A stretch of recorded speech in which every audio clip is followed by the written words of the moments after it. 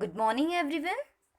Today we are going to learn a fine story which is of Indians and Britishers. Yes, if you heard all that things, you will be surprised. But don't worry, students, that is a very fine story, and in that fine story form only, we have to learn NCRT chapter second of history, that is from trade to territory. Okay, so I think I want to take this class as move of a story form, and that will become interesting, and it would be become more joyous to learn this chapter. Okay, so in a story form, just try to listen, and after ending the session, read this chapter twice. We are going to learn half part of that chapter today,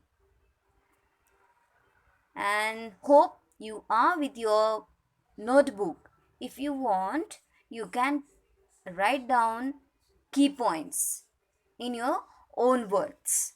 Okay, so you are able to learn all that things while learning, while reading the chapter. That's why I'm telling you, you can write down your key points in your own words. It means you can take out notes. So, before starting that, words that matter. Few words are there that will be maybe for you it will be the difficult task. So, that words I have mentioned over here. So, for your reference, you can use it. Okay? Now, so actually, from trade to territory, the company establishes power. So, from this lesson, what we have to learn?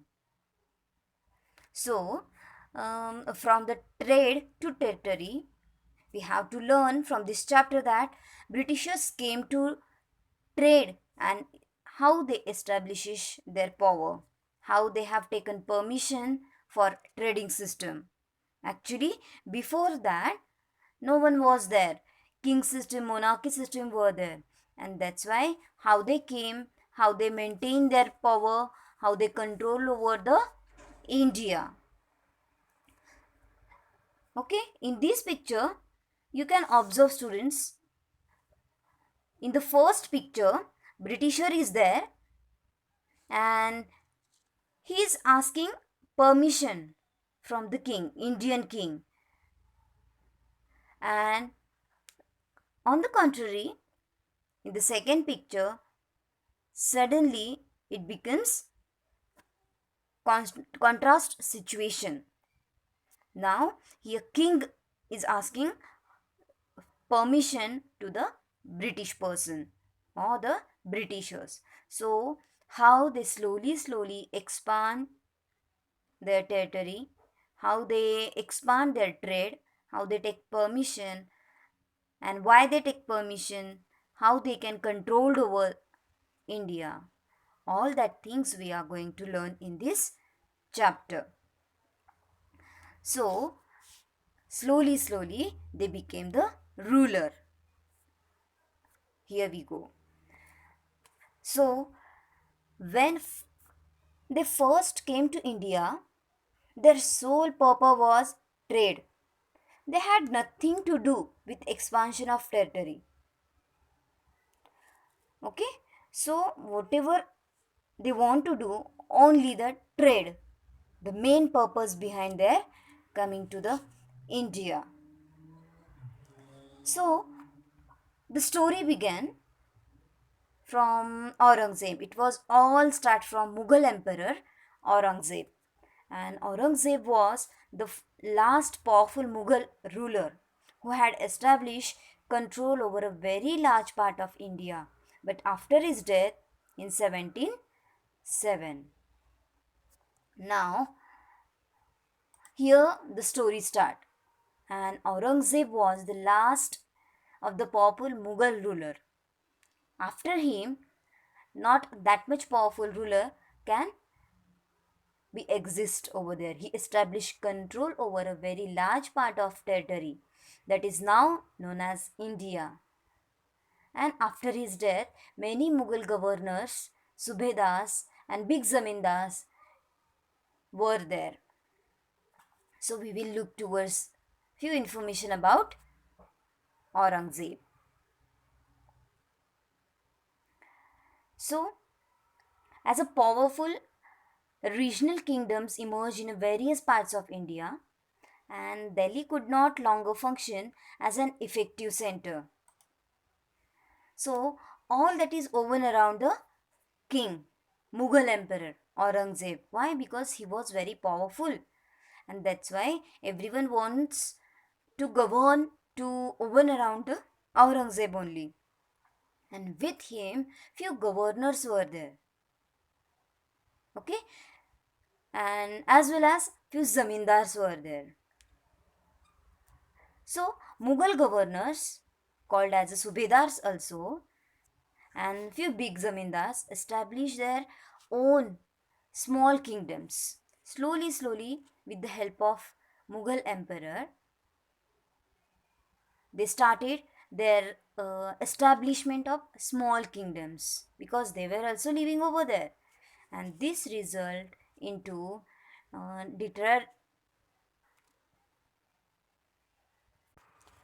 deterioration of Delhi as an effective center. Means what happened? Whatever the small kings were there, they were starting their own small kingdoms. Means they were not dependent on Mughal emperor. That's why it was become to Delhi. Why?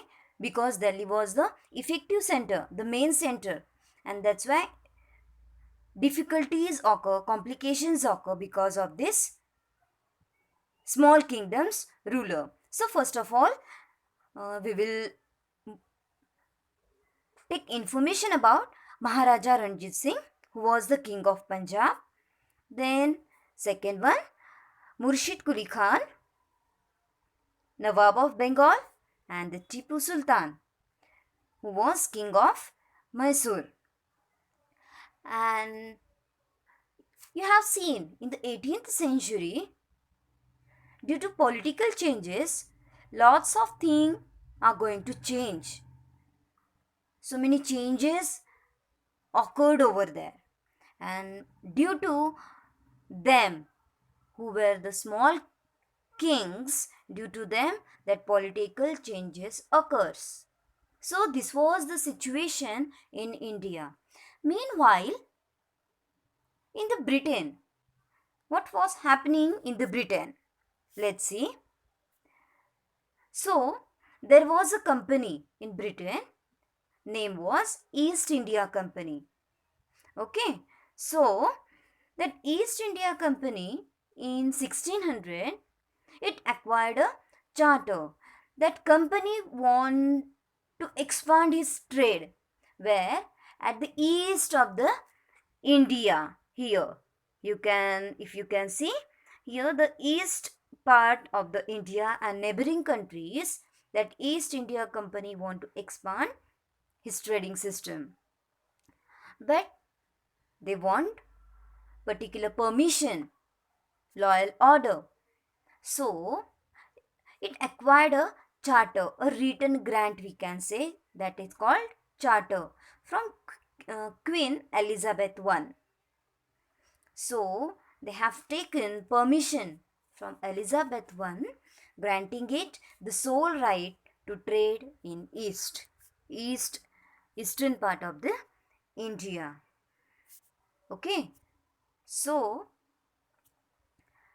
when they have granted permission to sole right to the trade with the East. This means that no other trading group in England could compete with East India Company. They were alone over there in India. No competitor, nothing else were there with them. So, with this charter, the company could venture across the oceans looking for new lands for which it could buy goods at a cheap price. And mercantile trading companies in those days made profit primarily by excluding competition. So, they could buy cheap and sell dear. The first English ship sailed down the west coast of Africa round the Cape of the Good Hope and crossed the Indian. So, in this way, slowly, through the sea route, the East India Company came into India. Now, here a word mercantile.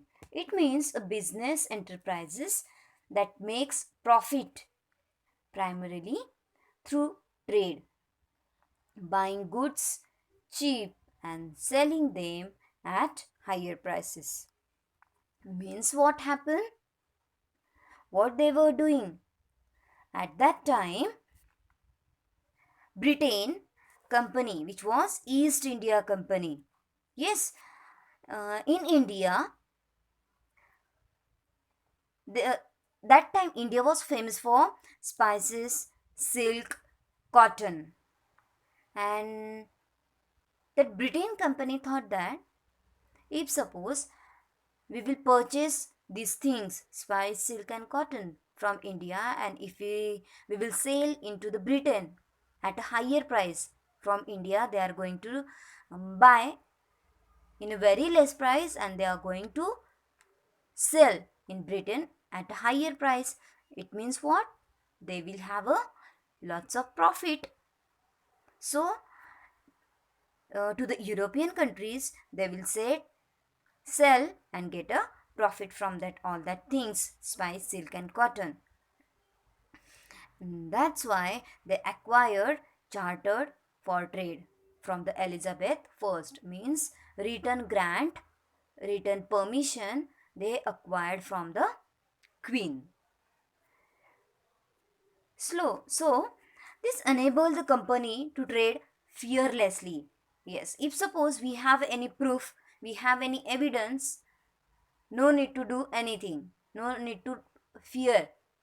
So because of that charter, they can do the trade fearlessly in East without any competitor from England, because Elizabeth only gave them permission and none other than company is going to come to India for the trade. But was it easy for the East India Company to trade in India? Other kings are going to allow them? How they are going to come in India? All that things in front of them. How they are going to travel? That was the main thing. So the main problem that all the companies were interested in buying the same things, and fine quality of cotton and silk produced in India had a big market in Europe. That's why they decided uh, more few spices were there: pepper, cloves, cardamom, cinnamon, then all that were a great demand, and competition amongst them European companies pushed up the prices and at which these goods could be purchased, and this reduced the profits that could be earned. The only way the trading companies could flourish was by eliminating rival competitors, and this urge to secure markets therefore led to the fierce battle between the trading companies. Through 17th and 18th century, they regularly sank each other's ships, blocked routes, prevented rival ships from moving the supplies. So, meanwhile, what happened? Portuguese came in 1498 at the Calicut. Here you can see Calicut. Dutch at Pulicat in 1595. So, a Portuguese leader. one of them whose name was Vasco da Gama. So he invented the sea route, discovered the sea route to the India, and came to India. So here we can weave it was the Vasco da Gama, a Portuguese explorer who had discovered the sea route in India in 1498. And because of that, when company came to India, so they were thought that so it means Portuguese, Dutch and French. All that European companies already came to India before East India Company. So East India Company was unaware about that. So after came to India, East India Company thought, oh, how we are going to now do our business? Because Portuguese came into 1498 at Calicut, Dutch came at Pulicat in 1595, and French also one more European company came to Pondicherry into 1664. So now Indian king thought that, oh, so many European companies wants to come to India and want to do trade in India, business in India. So why we should not increase our price, because they want to deal with only few products, like we discussed. Some spices were there, silk and cotton. So they thought that if we will increase all that prices, so it will be the profit for us. So Indian trader on the demand, because European companies wanted all the products in time. So because of that demand, they started to hike on that products. Means selling price of products get high and profit were very less. Why? Because all that European companies were there, they were purchasing all the products in a less price. Okay, and when they want to sell it, because of all the companies were there, that's why they didn't get any much profit. So they thought that now we should do something. If suppose all the companies are here, why we are going to how we are going to increase our business? So what they did, so what did company do then? So they want to be safeguard to themselves in the business. They want to um, take themselves at the same position. So in order to safeguard their interest, each and every trading company entered into trade war. Whatever trading companies were there, Portuguese, Dutch, French, East India Company, and small various European companies, they came together in the trade war. Now, what happened? East India Company already have lots of um, laws over there in their trade, and within that also they entered into the trade war. So into the trade war, what happened? They started sinking ships of their rivals. Whatever the Portuguese companies were there, whatever the Dutch, French were there, all that European companies and East India Company became the enemies of each other. They were sinking their ships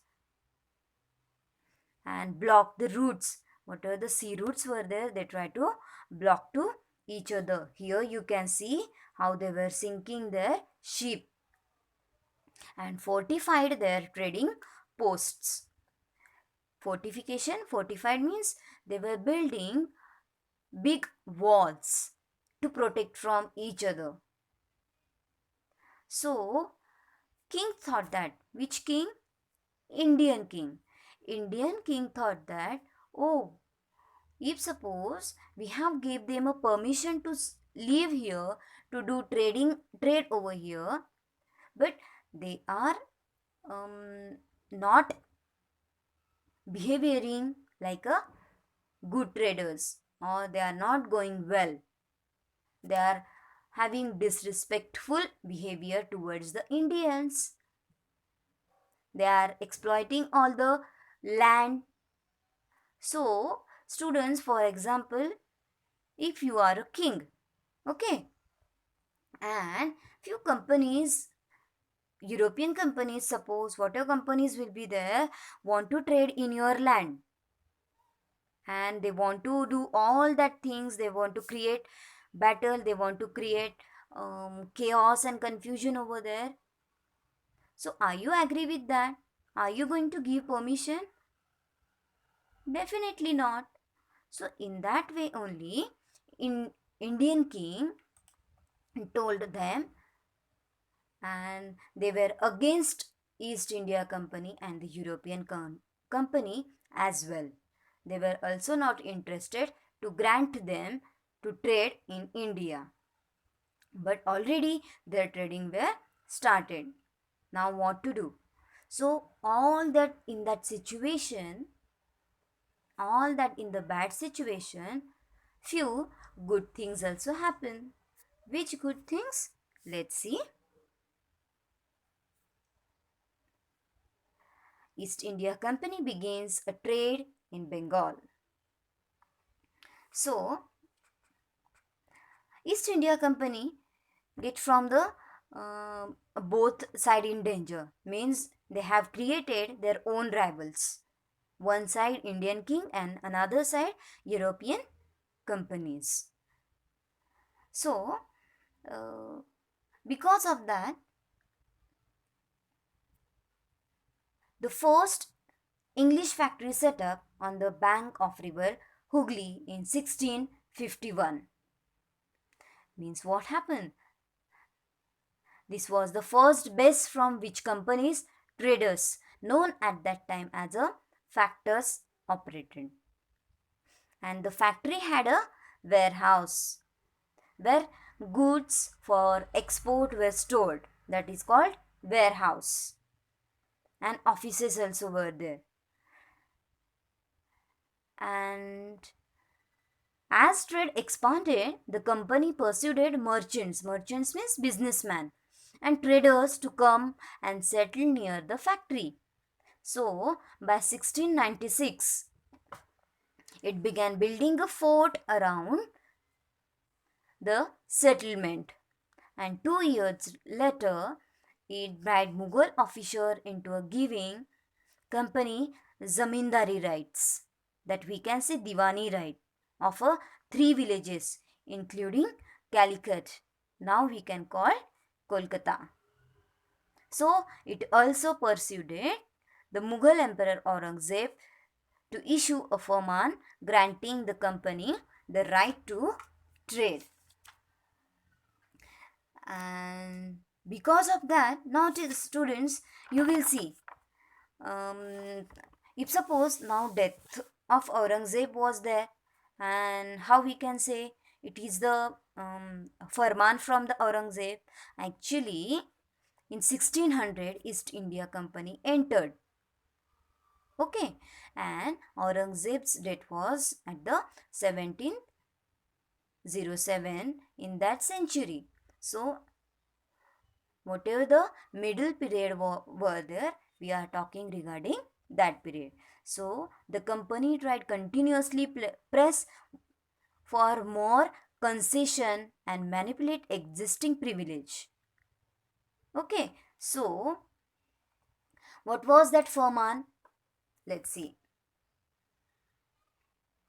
So the company got a firman. Firman, a royal edict or the royal order from any authority. That order should be written, came. That is called the firman. So a company got a firman, a royal order from Emperor Aurangzeb to grant company the right to trade duty free. Means what? Duty free means they told that we are not going to pay any tax because goods are having tax, you know very well. Yes, our parents paying tax on each and everything. We have to pay GST continuously. You are listening that word GST. इस चीज पे इतना GST है, उस चीज पे उतना GST है. So in that way, all that tax they have to pay. But your East India Company is not agree with that. They told that we are going to do the trade without any tax. Right to trade duty free. Okay, so the Farman granted the company and right to trade duty free, but officials were asked to pay duty on private trade. Means what? They have to pay in a private trade. Means whatever the company were there, East India Company, in that those who were the officers, they were having their own small subsidiary business, side business we can say.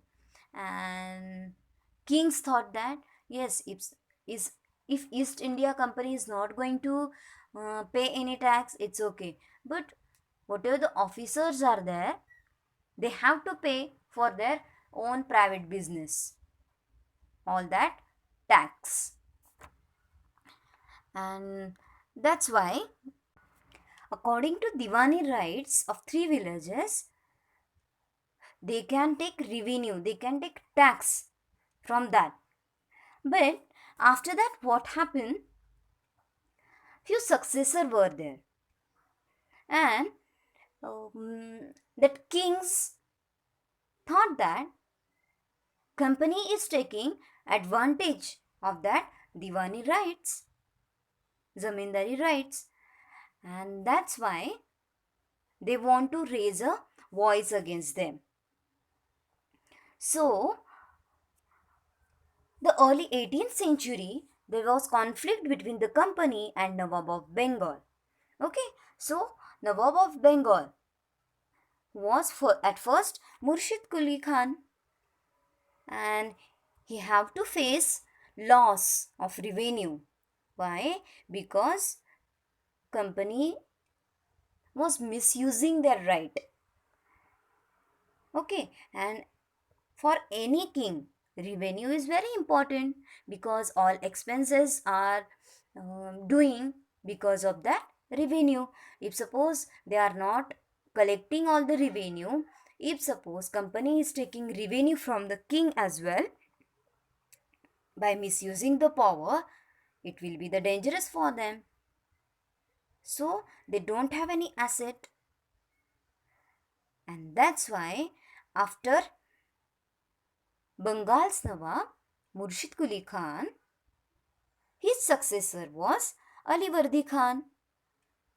When in the 1740 to 56, Alivardi Khan, successor of Bengal, he was also against the company. He also don't want all the revenue system. Revenue, just I told you, tax, to collect the tax. So he also against all the process, whatever going on against the company. Why?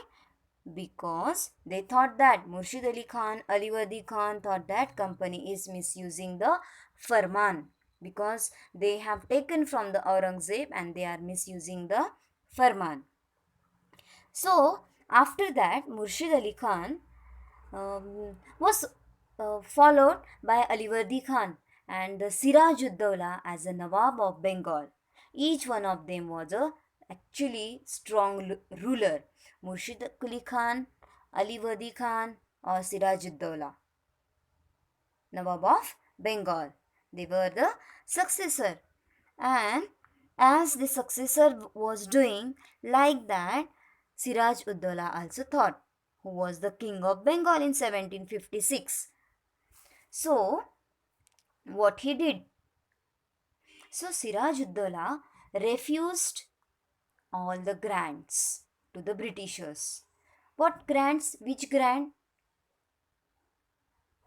As we discussed, trading, revenue system, fortification, all that, or the concession. So, he refused the Britishers all the grants to the Britishers. And he accused company, means he blamed company that you are humiliating the Indians, you are humiliating the Nawabs. You are not supposed to do like that. And that's why Nawab decided to take revenge and control over the company. Siraj-ud-Dawla thought that yes, now we have to do something. We have to take revenge against the company. So Nawab accused the company of design and attempt to humiliate him through disrespectful letters. Company sent him few letters, disrespectful letters. The rivalry between company and Nawab intensified. Now from that time they became rival to each other. So within that situation, East India Company want to collect revenue from all the traders, from all over the India. So nowadays, within a company and within a Nawab, lots of crises were there, and because of that, Nawab want to control over the company. So Nawab thought that, and he ordered to the Britishers to pay revenue and stop fortification. So whatever according to the demand they were, and according to the farman they were collecting revenue from the Nawabs or from the king. Siraj-ud-Dawla said that now you are not supposed to take any type of revenue, and you also stop fortification because this land is ours, this land is of Indians.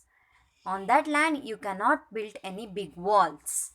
And also he gave them few punishments. He captured company officers at Kasim Bazar factory. So whatever the area nearby the Kasim Bazar, so he controlled over at that factories and established control over the Calcutta fort as well. So within that, a British officer were there in Madras who was Robert Clive. In the picture you can see. So what he did, let's see. So Robert Clive and Nawab, within them, now something is going to happen that we can call Battle of Plassey. So Robert Clive thought that East India Company is not going to collect revenue, so we will against the Nawab. And that's why this infuriated East India Company, and the famous Battle of Plassey began in 1757. But now you will think how directly Robert Clive can attack on the Nawabs. No, there were few people they helped to the East India Company. So in that company, in that Nawab, one king or commander we can say, whatever the army were there, no? So in that army, one commander over there, whose name was Mir Jafar. Okay, so they gave them one permission, and they told that Robert Clive told that actually he will be the king of Bengal. Who? Mir Jafar, if he helped them. So, due to the greediness of throne, due to the greediness of kingship, he didn't took part in the Battle of Plassey. So, when Battle of Plassey began, at that time, Mir Jafar didn't took part in that battle. And that's why Siraj-ud-Dawla defeated in that battle and company won Battle of Plassey. So, few things we will go through about Battle of Plassey. After the death of Alivardi Khan and Siraj-ud-Dawla became the Nawab of Bengal. So, company was worried about his power and keen on a puppet ruler. Puppet ruler means whatever they will tell that Nawab, that he have to do all that things, who would willingly give trade, concession and other privileges. And infuriated, Siraj-ud-Dawla asked the company to stop meddling in the political affairs of his domination, stop fortification and pay the revenues as well. After negotiations, good communication we can say. So, the Nawab sent 30,000 soldiers to the English factory and captured the English officials, locked the warehouses, blocked the English ships as well. The Nawabs refused to grant the company concessions, demand of large tribute of companies' right to trade, denied it any right to mint coins and stopped it from extending its fortification. The company was also convinced that to expand trade it had to enlarge its settlement and buy up villages and rebuilding forts. So the conflict led to the famous Battle of Plassey. So here you can see the Battle of Plassey of 1757. Okay. So Plassey actually a name came from flower which can be used for the holy colors also we can say. Okay. Till here have you understood all? Okay. So here it is given British defeated Siraj-ud-Dawla with the help of Mir Jafar. This battle laid the foundation of British Empire in India, and because of that battle only British completely controlled over the Indians. Now here few information is given regarding the battle. The British army was vastly outnumbered, consisting of 800 Europeans and 2,200 Indians. The Nawab had army about 50,000.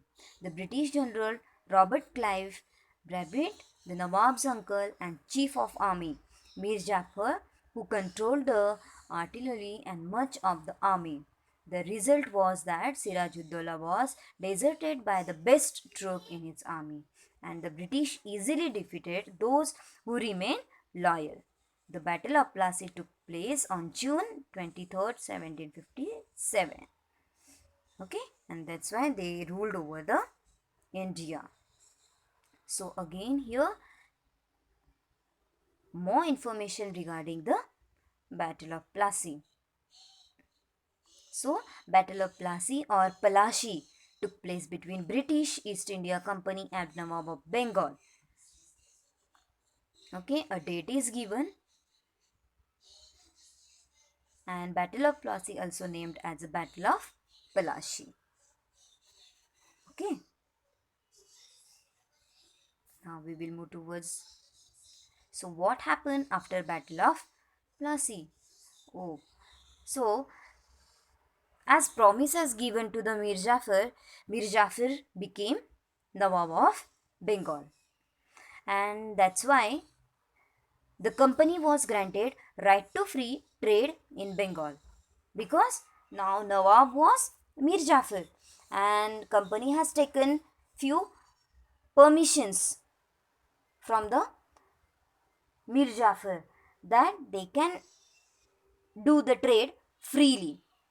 So freely means without any tax, and also they have taken few lands. They have granted lands from the Mir Jafar for the fortification. So after some time, Mir Jafar thought that, oh, company is taking lots of advantage of the right. So now what to do? So he is not able to collect revenue as well because company were there, and that's why he thought that he refused to give any further right, and he was also against the company over there, and he told company, I'm not going to give any type of right to you because you are misusing your rights. So company officials become Nawabu. So um, after Battle of Plassey, the actual Nawab of Bengal were forced to give land and vast sum of money as a personal gift to the company officials. And Robert Clive himself amassed a fortune in India. So he came to Madras at the age of 18. Okay, so he was thinking, now Mir Jafar is not there, so now what to do? So then Mir Qasim came to the throne. Okay, so they called Mir Qasim, and again all that things happened with the Mir Qasim as well. Means what happened, whatever the things, whatever the rights they have taken from the Mir Jafar, all the rights they want to take from Mir Qasim, and that's why Mir Qasim also goes against the East India Company, and Battle of Buxar happened over there. Okay, and that's why because of that battle, no one was the Nawab over there. So again, one more time, Mir Jafar was on the throne. Okay, so um, when Mir Jafar again came into the throne, after that, company thought that why we are going to leave Mir Jafar. So when he complained against misuse of rights, so it resulted the Battle of Buxar, and that's why Mir Qasim and the British were have a battle. That's we have seen. So after them, he decided to Mir Jafar that he have to give 5 lakh per month. Why that 5 lakh? Because company were taking already lots of revenue. They don't want any type of money. But why we are going to leave Mir Jafar as it is?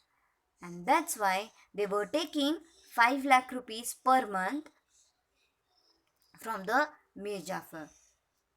So few expenses were there for the company, that was factories, battles.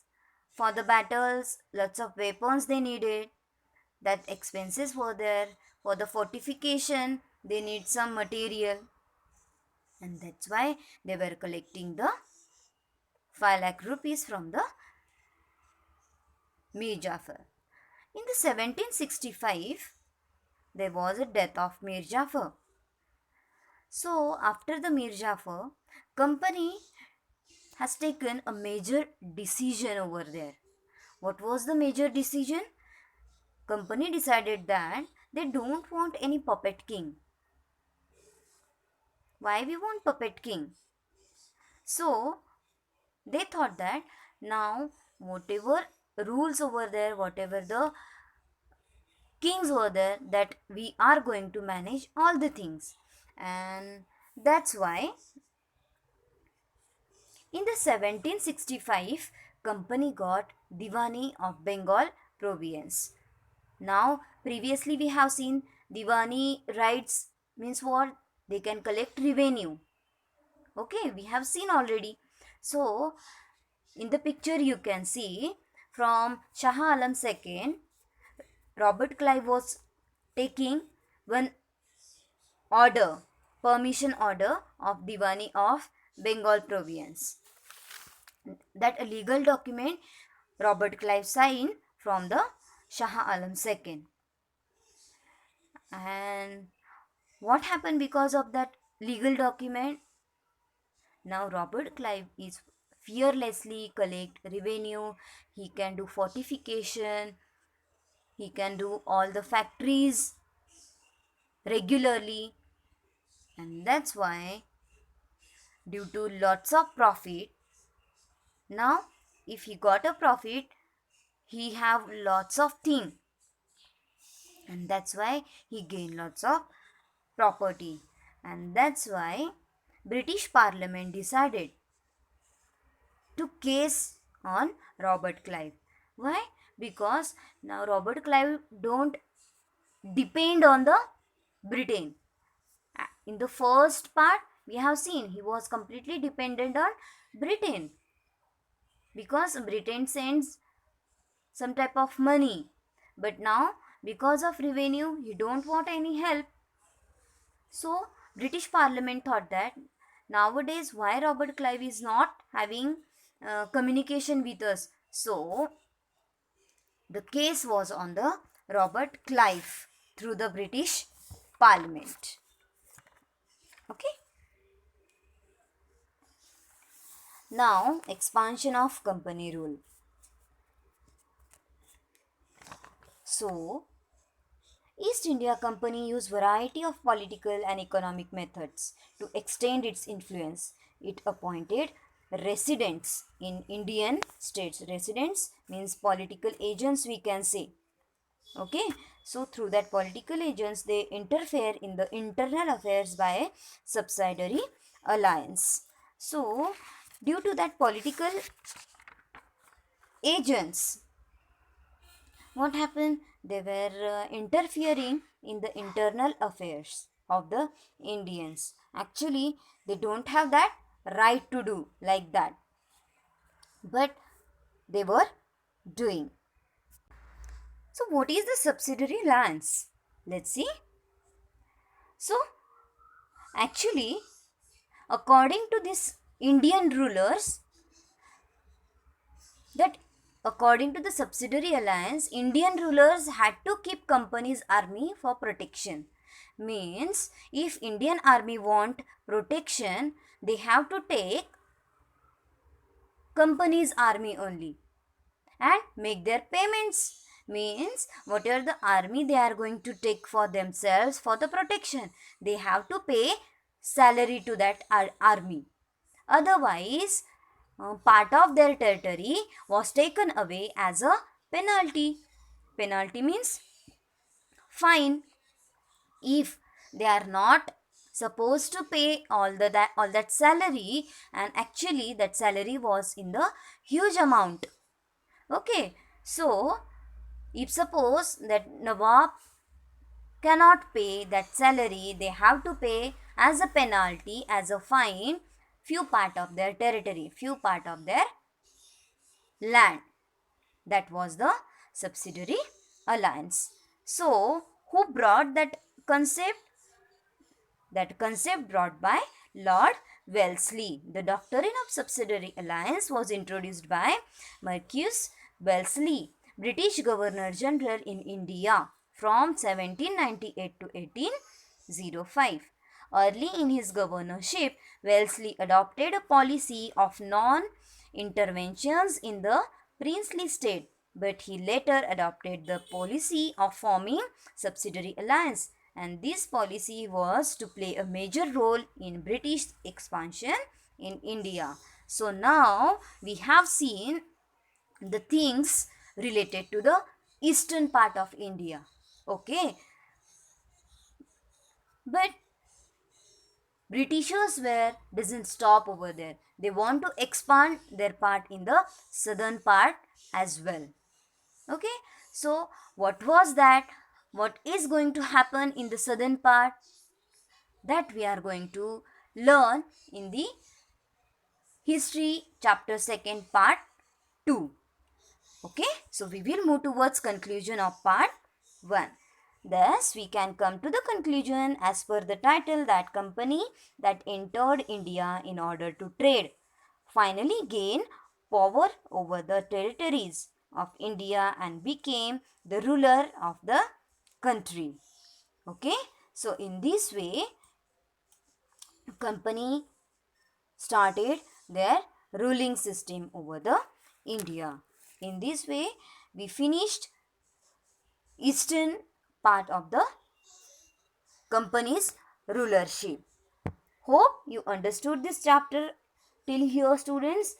Read this chapter, go through words which I have given in the first slide already. Go through all that words and read first part up to here.